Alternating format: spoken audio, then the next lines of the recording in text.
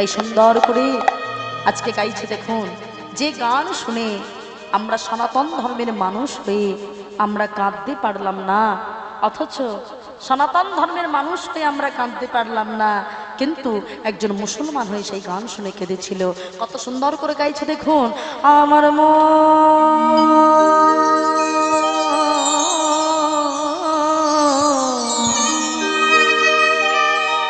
আমার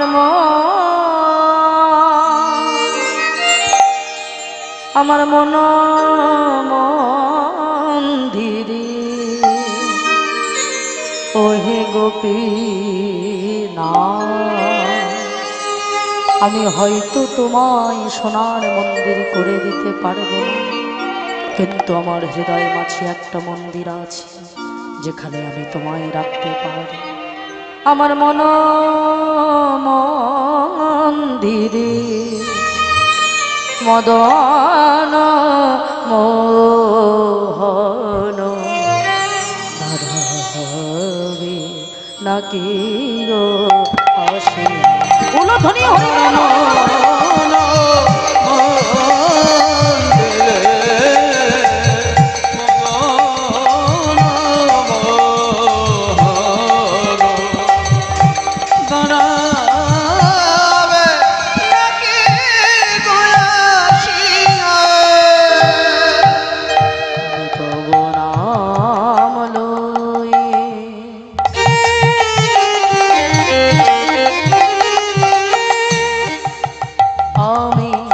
ভাসি আখি রে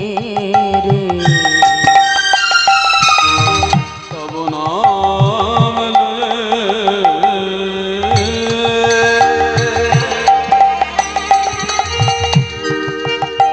আমি ভাসি আখি রে আমি কাঁদি আমি কাঁদি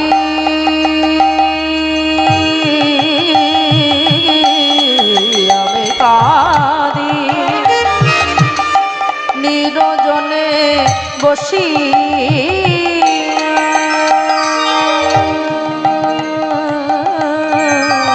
আমার মন্দিরে উলধ্বনি হরিবল হরিবল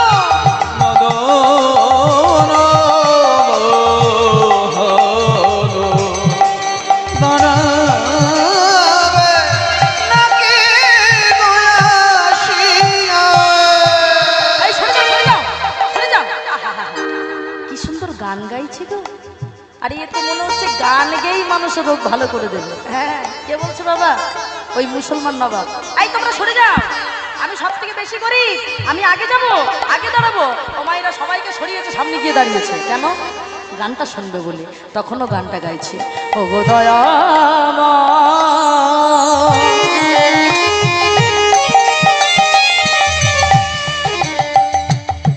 পতিত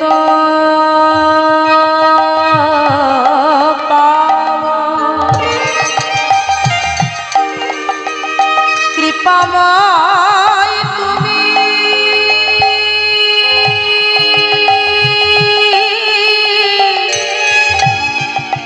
ভক্ত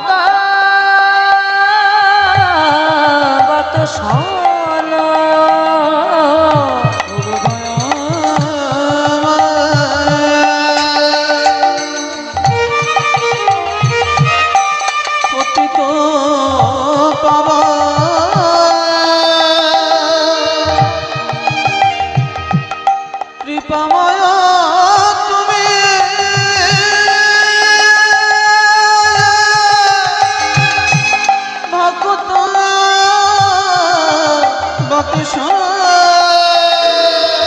আমার অন্তিম কালে দিয়েছি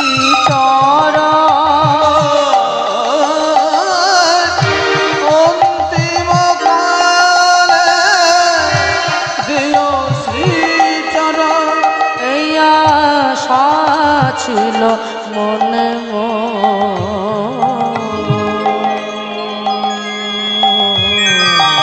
আমার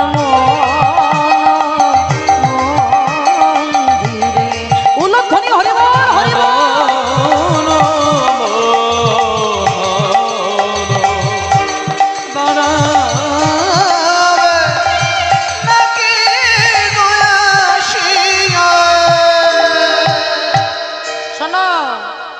আমার পুজো হয়ে গেছে, এবার যে সব থেকে বেশি গরিব আমার সামনে এসে দাঁড়াও।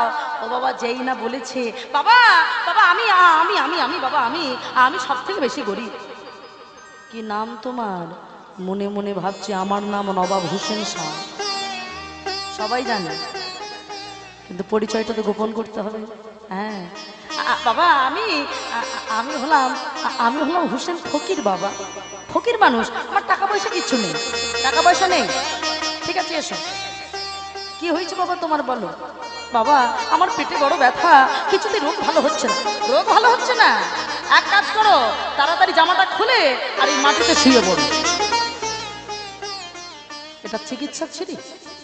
হ্যাঁ নবাব মনে মনে ভাবছে এটা চিকিৎসা ছিরি হলো। আরে বাবা তুই বেটা কোথায় একটু শেকড় বাটর বেটে কোথায় মুখের মধ্যে রস দিবি, তা না বলে জামা খুলে মাটিতে শুতে। বেটা তো চেনে না আমি কে। রোগ যদি আজকে ভালো না হয়, বেটাকে বুঝিয়ে দেবো আজকে ওর একদিনটা আমার একদিন। বলেছে যখন শুয়েই দেখি। ও মায়েরা, যেই না জামাটা খুলে আর যেই না মাটির মধ্যে শুয়েছে, কি কবিরাজ তোমার মাটিতে শোয়া মাত্র আমার শরীরের যেন অর্ধেক রোগ যেন ভালো হয়ে গেল। অর্ধেক রোগ ভালো হয়েছে, আর অর্ধেক ব্যথা বেদনা আছে। তো দেখেছেন বাবা, আমি বলেছিলাম না ধুলোর কত মহিমা দেখেছেন? কথায় বলে বিশ্বাসে মিলাই বস্তু তর্কে বহুদূর। যদি বিশ্বাস আমরা করতে জানি, তাহলে বাবা ধুলোর ভিতরেও ভগবানকে পাওয়া যাবে। প্রহ্লাদের মতো, প্রহ্লাদ যেমন স্তম্ভের ভিতরে বলেছিল ওখানেই আমার শ্রীহরি আছে, তাই তো হয়েছিল বাবা। আপনাদের খুব সামনে, আর উড়িষ্যায় যেতে হবে না, পুরী ধাম বাবা এখন সামনে চলে এসেছে। দীঘায় একটা হয়েছে বাবা। হ্যাঁ অনেকেই নিশ্চয়ই খবর পেয়েছেন। আমরা যেতাম জগন্নাথ, সেই জগন্নাথ দর্শন করতে পুরী ধামে। এখন আপনার দীঘাতে গেলেই দেখতে পাবেন, সেখানেও তেমন সুন্দর করে ঠিক পুরী ধামের মতোই সুন্দর করেই আবার সেই আমার জগন্নাথের মন্দির নির্মাণ হয়েছে। মায়েরা আপনারা গেলেই দেখতে পাবেন। ওই যে কথাই বলে আমরা যদি মনে করি যে একমাত্র সেখানে গেলেই বোধহয় জগন্নাথ মিলে, বিশ্বাসে বিলাই বস্তু তর্কে বহুদূর। আমি ঘরে বসে ডাকলেও পাবো বাবা। আর যদি জগন্নাথ সেখানে না গিয়ে আমি যদি দীঘার ওই যে জগন্নাথের বাবা সুন্দর মূর্তি করা হয়েছে, মন্দির নির্মাণ হয়েছে, ওখানে গিয়েও যদি ডাকি আমার কি জগন্নাথ দেখা দেবে না ভাবছেন? নিশ্চয়ই কৃপা করবেন। আপনারা সবাই জানবেন নিশ্চয়ই অক্ষয় তৃতীয়ার দিনে ওই পুরী ধামের বাবা যে জগন্নাথের যে মন্দির, সেটা দীঘায় নির্মাণ করা হয়েছে এবং সেটা অক্ষয় তৃতীয়ার দিনেই সেটা বাবা প্রতিষ্ঠিত পাচ্ছে। আপনারা সবাই যাবেন। যেমন গত বছর, তার আগের বছর রাম মন্দির যেমন হয়েছিল, ঠিক তেমন এবছর বাবা আপনারা গেলেই দেখতে পাবেন অক্ষয় তৃতীয়ার দিনে সেটা সুন্দরভাবে সেই দিন তার প্রতিষ্ঠা শুরু হবে। আপনারা সবাই দর্শন করতে যেতে পারবেন। সেই আমার জগন্নাথ, জগতের নাথ যিনি, তিনি কৃপা করবার জন্যই তো আছেন মা, তাই না? তাই বিশ্বাসে মিলাই বস্তু তর্কে বহুদূর। বিশ্বাস করলেই তিনি আছেন। বিশ্বাস করলে আপনি ধুলোর মধ্যেই তাকে খুঁজে পাবেন, আর বিশ্বাস যদি না করেন আপনি খুঁজেই পাবেন না তাকে, তাই না মায়েরা? বললো কে আছিস? আরে বাবা অল্প একটু রোগ ভালো হয়েছে, আর একটু ভালো হবে, মন্দির থেকে গোপীনাথের প্রসাদটা নিয়ে আয়। যেই না গোপীনাথের প্রসাদ এনেছে, হ্যাঁ গো মায়েরা, যতটুকু পেটে ব্যথা বেদনা ছিল সবটাই ভালো হয়ে গেল। না না না না না না না, এত বড় কবিরাজ এই অজপাড়া গায়ে আর পড়ে থাকতে পারে না। কালকেই তুমি আমার সাথে আমার রাজধানী যাবে। রাজধানী? কে তুমি? ফকির বাবা? আরে তুমি তো ফকির মানুষ, তুমি রাজধানী কোত্থেকে পেলে? বলে দেখো এতক্ষণ তো পরিচয়টা গোপন করেছিলাম, আর পরিচয় গোপন করব না। আমি কোনো ফকির টকির নই, আমি হলাম সারা বাংলার নবাব হোসেন শাহ। আপনি এসেছে এই গরিবের দরবারে? না এসে উপায় কোথায়? তুমি নাকি কোনো রাজা জমিদারের বাড়ি যাও না, তাই আমি তোমার কাছে আসতে বাধ্য হয়েছি। শোনো, কালকেই প্রভাত সময়ে তুমি আমার সাথে যাবে। কি করবে বাবা? ভেবেছিল জীবনে কখনো রাজা জমিদারের বাড়ি যাবে না, কিন্তু এটা তো কিচ্ছু করার নেই। ইনি তো সারা বাংলার নবাব, না কথা শুনলে গর্দন দিতে পারে। সারা রাত্রি মহাপ্রভুকে ধ্যানে জানিয়ে পরের দিন চলে গেল, কিন্তু দুটি শর্ত দিল। প্রভু আমি যাচ্ছি ঠিকই, কিন্তু আমি তোমার চরণ ছাড়া যেন না হই। মহাপ্রভুর কাছে অনুমতি নিয়ে গিয়ে দুটি শর্ত দিল, হুজুর আমি আপনার ওই আড়ম্বরপূর্ণ রাজপ্রাসাদে কখনোই থাকবো না, আমার জন্য একটা মাটির কুঠিরি করে দিতে হবে। দেখুন বাবা, হ্যাঁ গো মায়েরা, আমরা কেউ কখনো ভক্তই নই বাবা, কারণ আমরা আড়ম্বর চাই। আমাদের এসি বাড়ি দরকার, এসি গাড়ি দরকার, শুধু পাকা বাড়ি হলে হবে না, পাথর মোজাইক করা দরকার। কিন্তু যে প্রকৃত ভক্ত সে কখনো আড়ম্বর চায় না বাবা। কেন বলেন তো? কারণ ভক্ত জানে আমি যদি এসি ঘরে ঢুকে যদি নরম গদিতে নরম বিছানায় যদি ঘুমাই, কখন যে ভোর 4টে হবে আমি নিজেই জানতে পারবো না। আমার হয়তো ঘুম ভাঙতে সকাল 10টা বেজে যাবে। কি মায়েরা, তখন কি আর আরাধনা হবে? তাই যারা প্রকৃত ভক্ত ভগবানকে নিষ্ঠাবান ভাবে ডাকে তারা কখনো আড়ম্বর চায় না। তাই বললেন আমাকে মাটিরই কুঠিরি করে দিতে হবে। ওই মাটির কুঠিরেই থাকলেন। একদিন নবাব জানতে পারলেন যে শুধু নাকি চিকিৎসাই ভালো করে না, মুকুন্দ সরকার নাকি ভালো ভজনও গায়। সেই ভজন শোনার জন্য ওই মুসলমান নবাব ওই মাটির কুঠিরের দরজার সামনে গিয়ে দাঁড়িয়েছে। মায়েরা, রাজা হলে যেটা হয়, প্রহরী তো ছাতে থাকবেই। দুজন প্রহরী নবাবকে হাওয়া দিচ্ছে। কি দিয়ে মনে রাখবেন? অন্যান্য দেবদেবীর চূড়ায় জানাই, আমার গোবিন্দের চূড়ায় তা আছে কি বলেন তো বাবা? হ্যাঁ, ময়ূরের পুচ্ছ। ওই ময়ূরের পালক দ্বারা নির্মিত যে পাখা, ওই পাখা দিয়ে সুন্দর করে হাওয়া করছে। আর কত সুন্দরভাবে দাঁড়িয়ে দাঁড়িয়ে দেখছে ঘরের ভিতরে গোপীনাথকে কোলে নিয়ে কত সুন্দর ভগবানের রূপের বর্ণনা গাইছে। মায়েরা, ভগবানের রূপ এই নয়নে দেখা সম্ভব নয়, কিন্তু এই জায়গাটায় আস্বাদন করা সম্ভব। হ্যাঁ, কত সুন্দর করে বর্ণনা করছেন। আমার কানুষি বিনোদুরায়, আমার কানুষি বিনোদুরায়, ধনী হরিবল হরিবল। কানুষি বিনোদুরায়, আমার কানুষি বিনোদুরায়, ও তার বিনোদ চিকুরে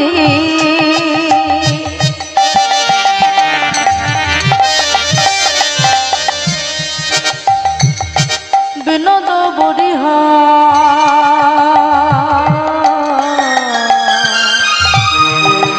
তার বিনোদ চিকুরে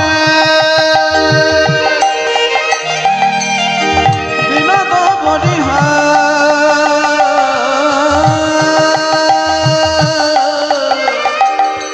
আহাই উড়েছি বিনোদ রায়, আমার কানুষ বিনোদ রায়। উলধ্বনি হরিবল হরিবল। কানুষি বিনোদুরায়, আমার কানুষি বিনোদুরায়। কবিরাজ, ও কবিরাজ, ও মাইরা, যতই ডাকুক না কেন তখনও তো গোবিন্দের ধ্যানে মগ্ন, যতই ডাকুক না কেন তবু সাড়া দিচ্ছে না। তখনও গাইছে বিনোদ কপালে,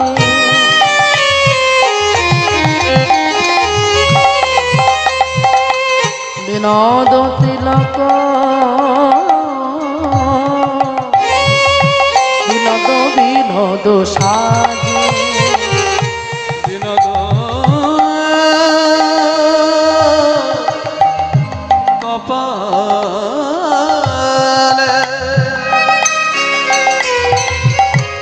বিনোদ তিলক,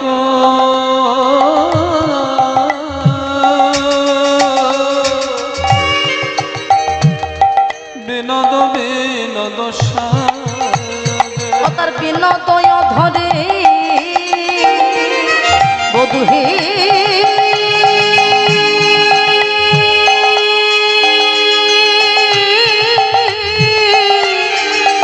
কানে মধু হে,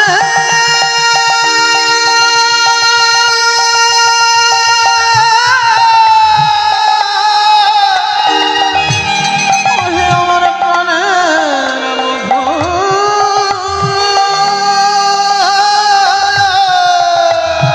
ও তার বিনোদয় ধরে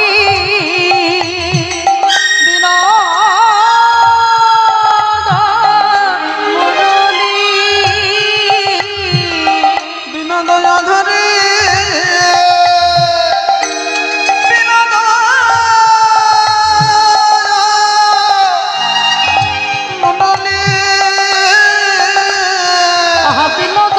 বিনোদ বাজে, বিনোদ বিনোদ বাজে আমার উলধ্বনি হরিবল হরিবল। আমার কলস বিনোদনা। কবিরা, ও কবিরা, আমি কখন থেকে তোমাকে ডাকছি, কিছুতেই তুমি সাড়া দিচ্ছ না।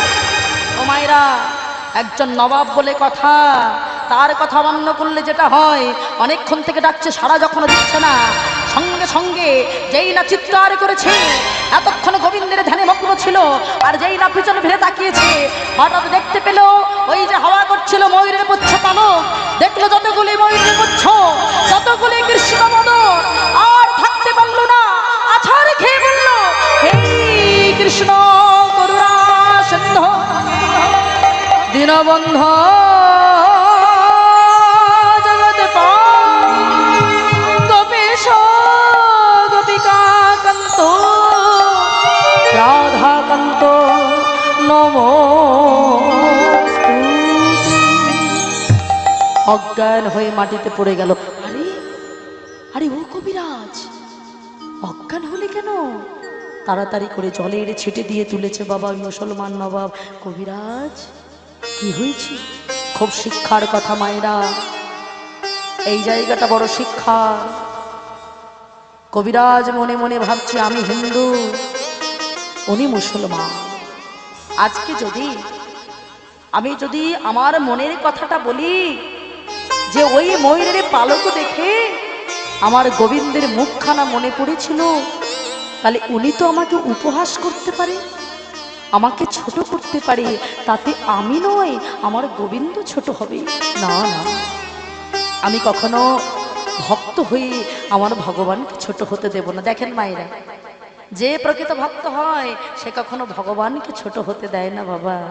মনে মনে ভাবলো, এক কাজ করি, আমি বরং জীবনে যা কখনো করিনি, মিথ্যের আশ্রয় কখনো হইনি, কিন্তু আজ আমি মিথ্যে কথা বলবো আমার গৌর গোবিন্দের জন্য।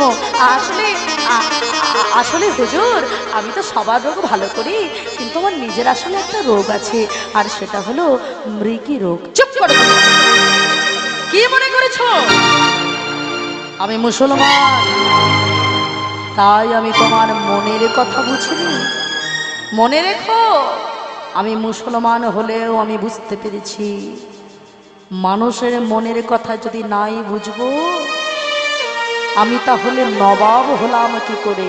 কি মায়েরা, সারা বাংলার নবাব আমাকে এমনি এমনি কেউ বানিয়ে দেয়নি।